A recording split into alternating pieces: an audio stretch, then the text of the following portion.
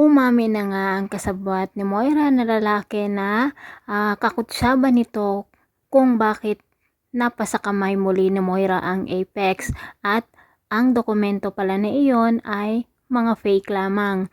Kung kaya't nakapagpasya nga sina Giselle at Lolo Pepe na bawiin muli ang Apex dito sa kamay ni Moira. Kung kaya naman po pumunta sila sa Apex sina Dr. RJ, Giselle at Lolo Pepe para sa ganon ay tuluyan na ngang patalsikin itong si Moira.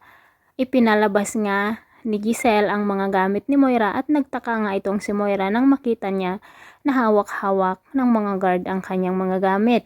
Nagalit nga itong si Moira at sino daw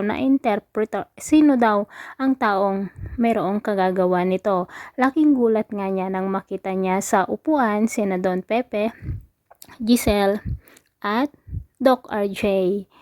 Nagmakaawa nga si Moira na huwag siyang ipakulong, gagawin lamang niya ang lahat. At dito na nga sinabi ni Giselle, hindi na nila ito ipakukulong pero magtatrabaho siya sa ospital bilang janitor. At hindi naman makapagtanggi si Moira dito sa sinabi ni Giselle dahil nga mas pipiliin nga niya ang magtrabaho kaysa makulong. Hindi naman makapaniwala si Zoe dito sa nangyari sa kanyang ina. Samantala, tuluyan na ngang tumira na rin si Annalyn doon sa bahay ni na Doc Carlos.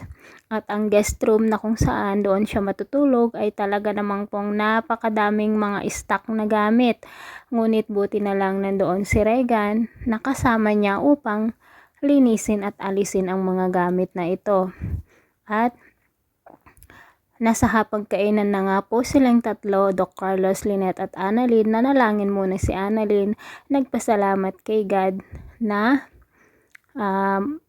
swerte daw nila dahil si Doc Carlos ang binigay ni God sa kanilang buhay na magiging padre di pamilya.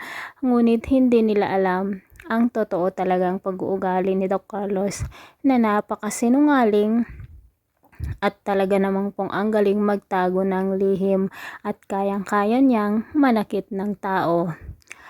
So guys, abangan po natin ang simula na naman ng kalbaryo ni Moira, ang pang-aalipin ni Giselle sa kanya dito sa Apex Medical Hospital dahil nga nalaman na nila na hindi pala totoo na binili ng lalaking iyon ang Apex, kung kaya't nakuha na muli ni na Giselle, Doc RJ at Don Pepe ang Apex Medical Hospital. Maraming salamat po sa panonood. See you on my next video. Bye-bye!